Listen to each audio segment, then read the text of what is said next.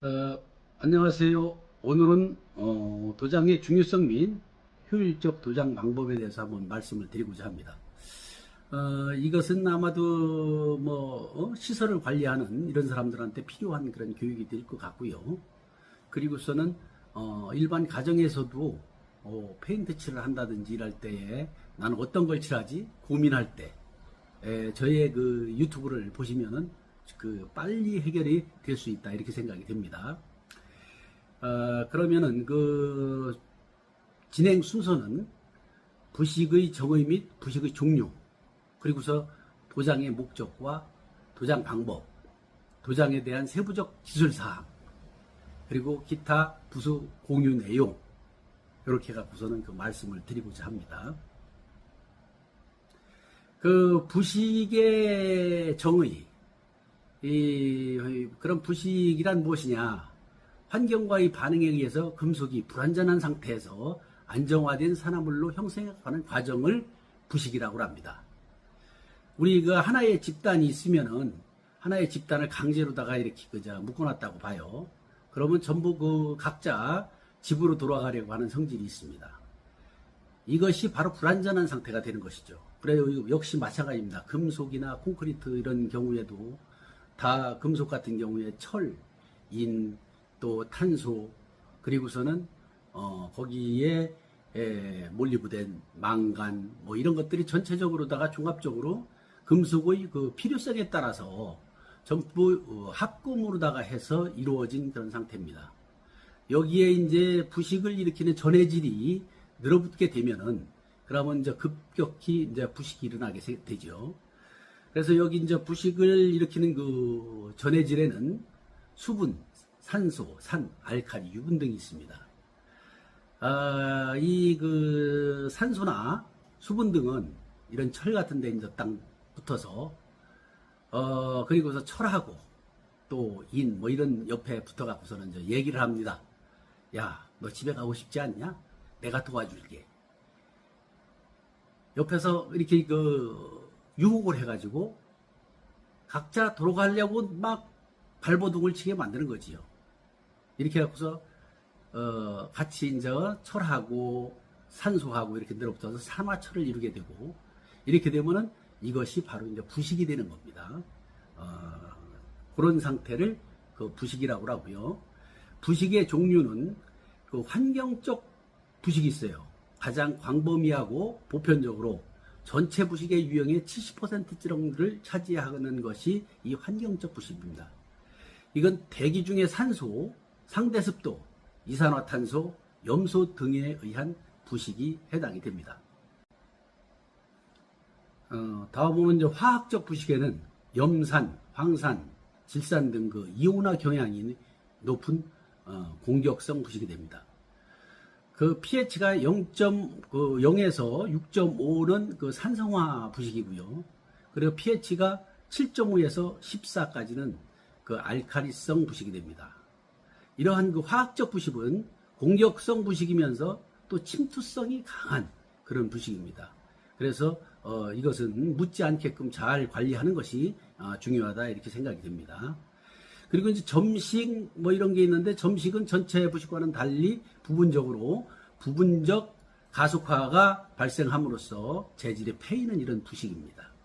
그리고서는 또 그 이질적 부식, 이것은 철, 스테인레스, 또 철 플러스 동, 스테인레스 플러스 동, 뭐 이렇게 그 재질이 그 이질화되어 있는 이런 상태에서 일어나는 부식을 이질적 부식이라고 그렇게 하죠. 그 이외에 섬유형 부식, 그래서 또 응력 부식 이렇게 있는데, 섬유형 부식 같은 경우에는 거의 합금 과정에서 합금이 그 잘 골고루 이루어지지 않고 한쪽으로다가 쏠렸을 때, 그랬을 때 이제 그 일어나는 부식이 되겠습니다. 그래서 이렇게 철판 같은 것들 보면은 간혹 옛날에는 그런 게 더 많았어요. 이렇게 막 뭐 지렁이가 격한 것처럼 그렇게 그 생긴 게 있습니다. 근데 그런 부위가 부식이 빨리 옵니다. 그리고서 이제 도장의 그 목적과 도장 방법이 있는데요. 도장의 목적은 물체를 뭐 보호하는 데 있는 거지요. 그리고 미적 효과, 그리고 이제 특수한 데 바르는 그런 사항이 있습니다. 그래서 내열성, 또 전열성, 또 방화성, 또 방음성, 또 발광성, 그리고서는 살균, 또 온도 지시가 필요한 모타 같은데 이렇게 발라놓으면은 모타 온도에 따라서 뭐 청색, 황색, 그리고서는 또 주황색, 붉은색 뭐 이렇게 색깔이 자꾸 변하는, 그래서 그 색깔만 보고서도 모타의 상태를 점검해 볼 수 있는 이런 페인트가 있습니다. 그리고서 도료의 이제 구분에 있어서는 용재 증발형이 있는데 이건 수성이라고 볼 수가 있어. 수성. 주로 이제 콘크리트 구조물 같은데 이렇게 바르게 되는 그런 도료고요. 그리고 이제 반응형, 그런 반응형 화학적 동학형이 있는데 이거는 유성이라고 볼 수가 있습니다. 근데 유성에는 일액형, 이액형 이렇게 되어 있어요. 그래서 일액형 같은 경우에는 에나멜 알키드계 이렇게 되면 조합 페인트계가 되겠습니다. 그런데 많이 쓰는 거지요. 이런 거는 일액형이라고 그래요. 여기 이제 신나만 타가지고서 이렇게 시석 비율을 조절해서 이렇게 바르는 이런 도료를 일액형이다 이렇게 합니다. 근데 이액형이라고 하는 것은 이제 우레탄 에폭시에 경화제를 타갖고서 또 이렇게 그 다음에 이제 신나를 타고 이렇게 해갖고서 하는 것을 갖다가 이액형이라고 합니다. 말 그대로다가 두 가지 종류를 합해서, 신나는 이제 치는 게 아니에요. 그 두 가지 종류를 합해서 이렇게 희석시키는 거, 이런 걸 갖다가 이제 이액형이라고 합니다. 그래, 목적에 의한 분류는 철제용, 건축용, 뭐 또 그리고서는 특수용, 목재용, 그리고 선박용이 있는데 이렇게 이제 분류가 되는데, 선박용 같은 경우에는 참 진짜 뭐 배 같은 경우에 배 밑바닥에 조폐류 같은 것들을 많이 붙죠. 그런 것들을 못 붙게 이렇게 하는 그런 페인트도 있어요. 그래서 그런 경우에는 이제 특수하게 이렇게 바르는, 그러니까 다 철제, 뭐 건축용, 뭐 다 목재용, 선박용 이렇게 다 구분이 돼 있는 거예요. 그러니까 도색이 이제 뭐 다 돼 있어서 같은 거 같은데도 실제적으로다가 목적에 의해서 분류를 할 때는 아니란 얘기죠. 예, 그것들을 지금 제대로다가 잘 모르고 있는 그런 경우도 있습니다. 그래서 뭐 갖다가 여기도 스프레이 페인트, 저기도 스프레이 페인트, 막 이게 에나멜인지 에폭시인지 아크릴우레탄인지 뭐 이런 것도 잘 모르고서는 막 이렇게 바르는 이런 경우들이 많지요. 대개가 다 그렇지요. 그래서 이제 또 표면 처리 방법에는 기계적 표면 처리가 있고, 브레스팅, 그래서 쇼트 브레스팅이 있고 샌드 브레스팅 이렇게 있습니다. 그리고 수공구를 이용해서 하고, 뭐 전동공구를 이용해서, 또는 잘 공구가 안 들어가고 험하게 돼 있고 페인트 두께가 두껍고 그러면 제거하기가 어려워요. 그러고 샌드로다가 끌고 가서 하기도 어렵고, 뭐 이런 데는 불꽃으로다가 해서 이렇게 태우고요. 그리고 일반적으로 막 이렇게 그냥 들뜨고 막 이렇게 해서 일어난 그런 부위는 고압 수세로다가 해서 처리를 합니다. 그리고서 이제 목재의 전처리 부분, 그런 도색을 하기 전에 수분 함유량이 8에서 13% 이하 이내로다가 이렇게 됐을 때 도색을 실시해야 됩니다. 그 이상이 됐을 때는 도색이 잘 붙지를 않고 일어나는 현상이 생기겠지요. 그렇기 때문에 그런 점도 잘 유의를 해야 되고요. 그리고 이제 석재나 콘크리트 같은 경우에는 도색 전에 초고압 브라스트, 그러니까 고압 세척기를 이용해서 이제 청소를 해내고, 그리고서 충분히 건조시킨 다음에 바르면 되겠습니다. 그리고 이제 플라스틱 같은 경우에는 거의 막 뭐 도색이 안 된다 막 이렇게 그러고 하잖아요. 이런 것들은 이제 오염 물질을 제거를 하고 또 플라스틱 같은 데도 해야 되니까. 근데 표면 처리를 하지 않고서는 바르게 되면은 그러면 붙지 않습니다, 절대. 그래서 이제 크롬산 처리를 해서 표면을 좀 꺼끌꺼끌하게 이렇게 매끈매끈한 부분을 좀 없애주고요. 화성화 처리 아니면 방전 처리를 해서 이렇게 해가고서 한 다음에 도색을 하면은 플라스틱 부분에도 잘 붙게 되겠습니다. 그리고 이제 도색에 대한 세부적 기술 사항으로는 그 일반 철제류에 도색을 할 때는 알키드계, 그러니까 에나멜하고 이제 그 조합 페인트를 바르면 되겠고요. 그리고서는 방청용 하드, 그리고서는 알키드 상도를 바르면 되겠습니다. 그리고 에폭시계에서는 에폭시 하도, 에폭시 중도, 에폭시 상도 이렇게 되는데, 뭐 중도를 안 바른다고 하더라도 에폭시 상도를 2번 정도 이렇게 발라주면은 도막이 이 두께가 충분히 여유 있게 해주면은 튼튼하게 견뎌주게끔 되겠습니다. 그리고서는 에폭시 우레탄계가 있는데, 에폭시 우레탄계는, 그러니까 에폭시 같은 경우에는 내부에는 괜찮은데 외부 부분에는 그 자외선에 의한 도막의 파괴로 인해 갖고서는 초킹 현상이라고 하는 분필가루 그냥 이렇게 묻어나는 현상이 생겨요. 그렇기 때문에 그 에폭시는 내부에만 바르지 절대 햇빛이 이렇게 쏘이고 그런 데다가는 바르지 않고, 그것을 대신해 줄 수 있는 것은 에폭시 우레탄계 도색이 되겠습니다. 그래서 에폭시 우레탄계로다가 이렇게 그 상도 처리를 해주면은, 그러면은 자외선에도 좀 강하게 이렇게 버틸 수가 있습니다. 근데 조합 페인트 뭐 이런 그 알키드계는 자외선에는 강한데 내 화학 부분에는 약하기 때문에 화학 공장에서는 사실상 잘 맞지가 않습니다. 일반적으로다가 그런 화학약품을 취급하지 않는 근대라든지 가정집 뭐 이런 데 바르는 데는 괜찮습니다. 그리고 이제 과정집 같은 경우에도 저기 축사라든지 또 화장실 뭐 이런 데 바르는 데는 실내는 에폭시를 발라주고 또 실외는 아크릴우레탄을 발라주는 것이 좋습니다. 그렇지 않으면 아크릴우레탄으로다가 다 실내까지 다 그렇게 바른다든지 뭐 두 가지 구분해서 하기 어렵다 그러면 이렇게 하는 것이 좋습니다. 거기에 알키드계, 에나멜계나 뭐 조합 페인트 뭐 이런 것들을 바르면은 그런 데는 쉽게 손상이 갑니다. 이런 점 유념해 주시고요. 그리고서는 지금 이제 식수 탱크 같은 경우에, 이런 경우에는 이제 또 식수에 탱크 바르는 그런 게 있어요. 그래서 요거는 에폭시 계열인데, 하도로는 무기징크 하도를 바르고 그 다음에 에폭시 상도를 처리해 주면 되겠습니다. 그리고 원유 탱크 같은 경우에도 이제 요것도 에폭시계 얘 이제 아민 경화형을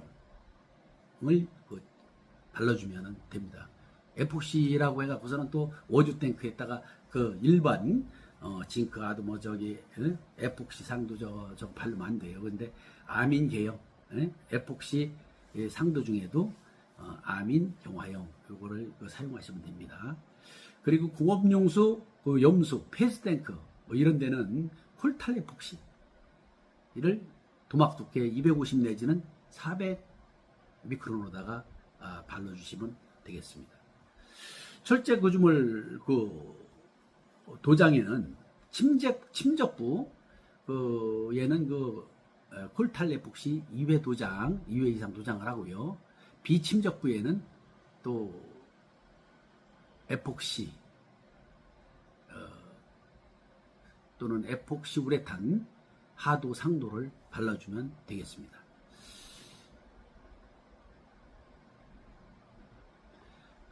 그리고서 우리가 고온 설비 있잖아요. 고온 설비에는 거기에는 도장할 수 있는 그런 거가 이제 은분 계열하고 내열 도료가 있는데, 은분 계열 이제 내열 하도 상도 이렇게 하고 이제 요거는 있어요. 회사마다 다 이렇게 나오는 게 있고요. 200도, 300도, 400도, 600도 이렇게 있어요. 그리고서는 또 은분 계열 같은 경우는 또 내산 뭐 이런데 산 같은 거가 사용되는 이런 데는 알루미늄 가루가 들어가 있기 때문에 쉽게 파괴가 돼요. 그렇기 때문에 이제 여기에는 내열성 도료, 무기징크 하도의 내열성 상도 이렇게 바르면 됩니다. 그래서 보면 내열성 상도는 색깔이 뭐 회색하고 검정색 뭐 이렇게 해서 나오고 있는데 그 색상은 그 자기들이 마음대로 다 골라서 이렇게 할 수 있는 그런 도료는 아닙니다. 그래갖고서는 그 에폭시 내열성 상도 이렇게 발려 처리를 해주고요. 이것도 200, 600 남바가 이제 200, 300, 400, 600 이렇게 돼 있는데 이런 것들이 이제 이거는 온도 그러니까 600이면 600도 이하까지는 사용할 수 있다. 이런 그 뜻이 되겠습니다. 그래서 이런 점 잘 보고서는 그래서 그 도색하고 이렇게 하면은 뭐 내구성 있고 튼튼하게 이렇게 할 수가 있을 것 같습니다. 그리고 이제 그 교량이나 송전탑 뭐 이런 데도 보면은 에폭시 무기징크 하도라든지 에폭시 하도를 사용을 하고요. 그리고서는 상도로다가는 전부 그냥 우레탄 상도를 바릅니다.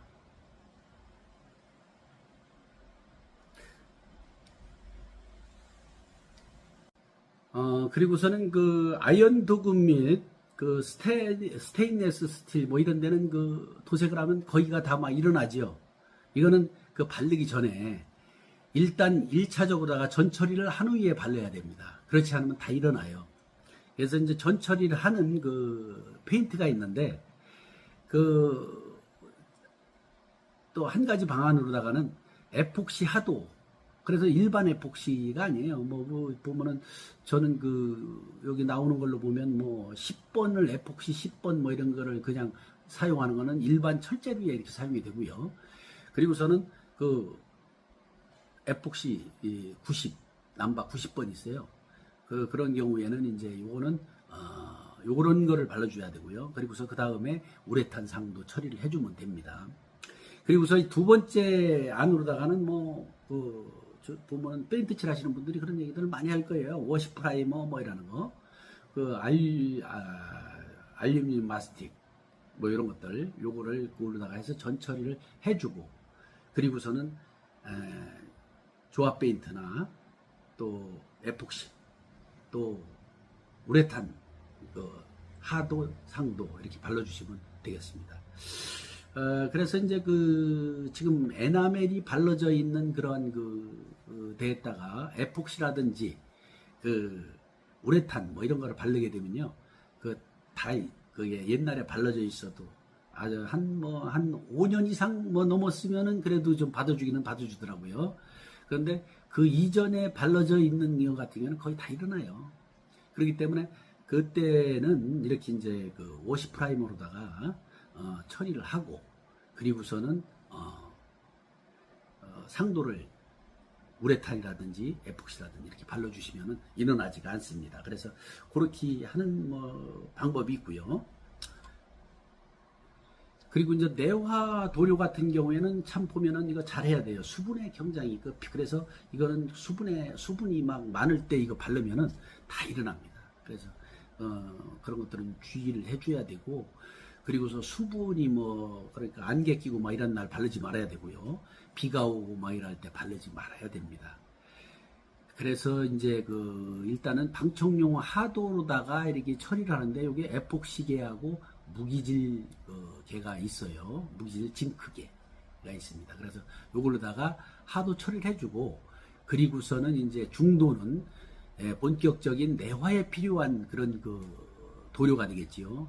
2, 3회를 발라주고 요거는 이제 내화 도료를 1000 미크론 정도 이렇게 도료 두께가 올라올 때까지 동막을 계속 올려줘야 됩니다. 이거는 2번, 3번 이렇게 바르고 안 되면 4번도 발라야지 되죠. 그리고 상도는 조합 페인트 처리, 알키드계 상도를 처리를 하든지 아니면 우레탄, 에폭시 우레탄 계열을 처리를 하든지 이렇게 하시면 됩니다. 이제 외부에 바르는 조건으로 제가 말씀드린 거예요, 이거에.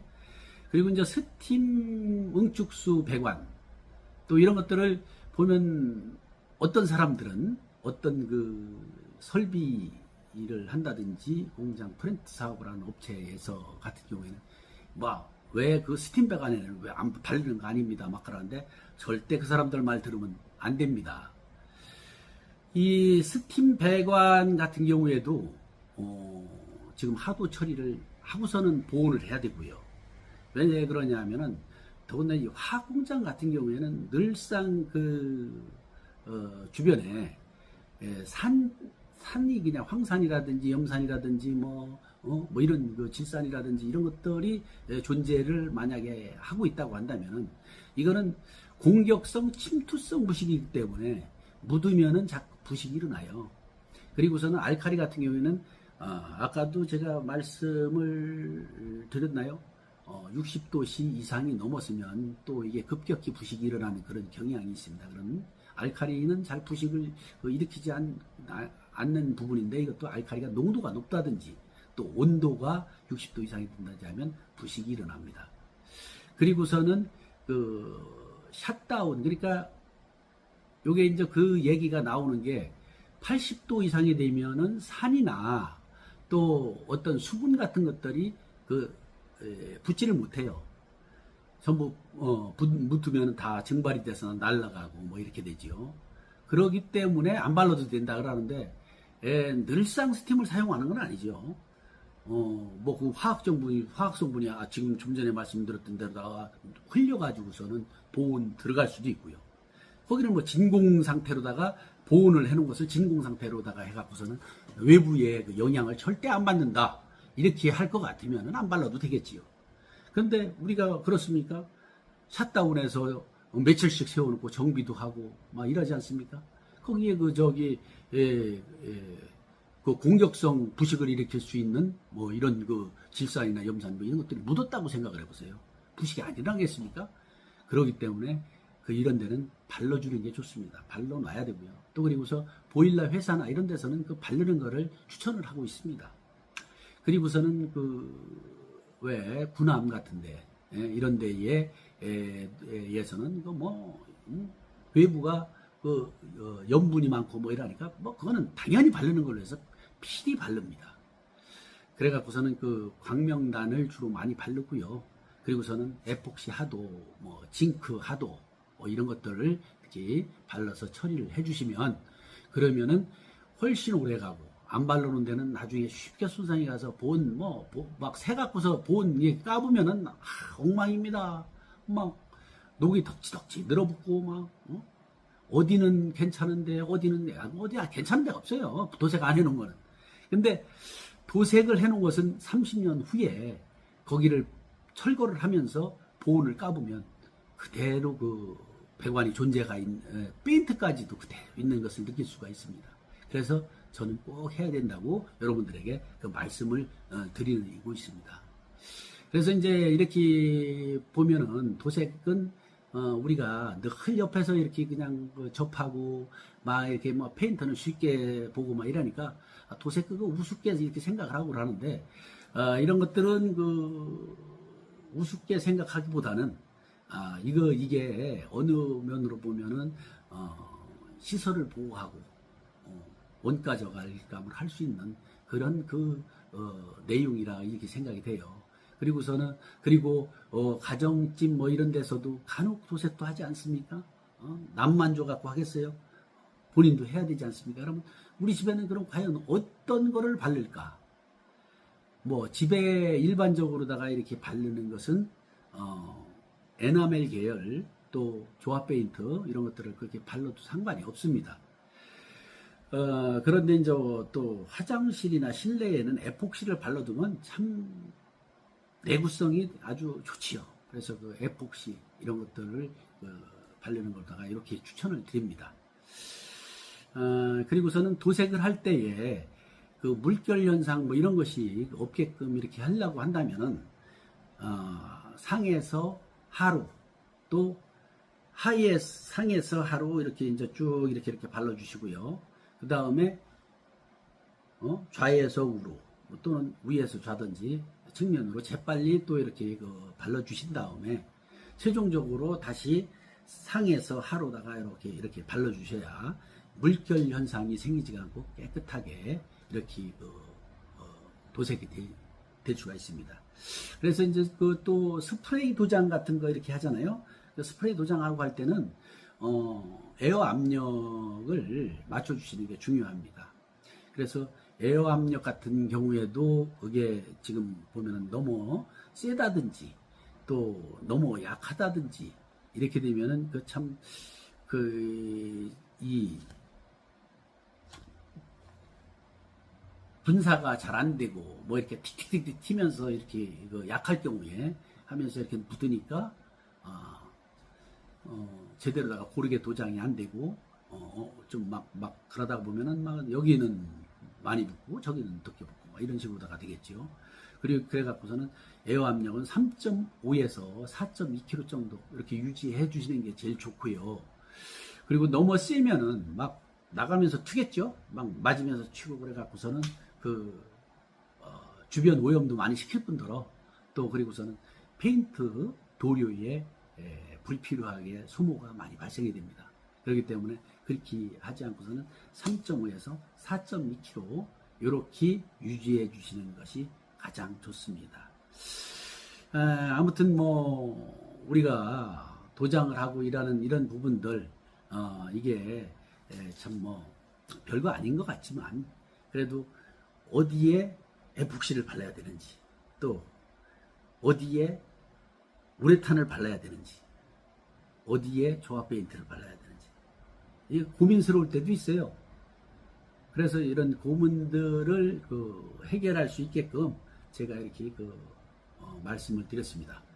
그래서 앞으로다가도 잘 도색 작업 잘 하시고 이렇게 해갖고서는 시설 잘 보호하시면서 깨끗한 환경 속에서 잘 지내실 수 있도록 그렇게 하시기 바랍니다. 감사합니다.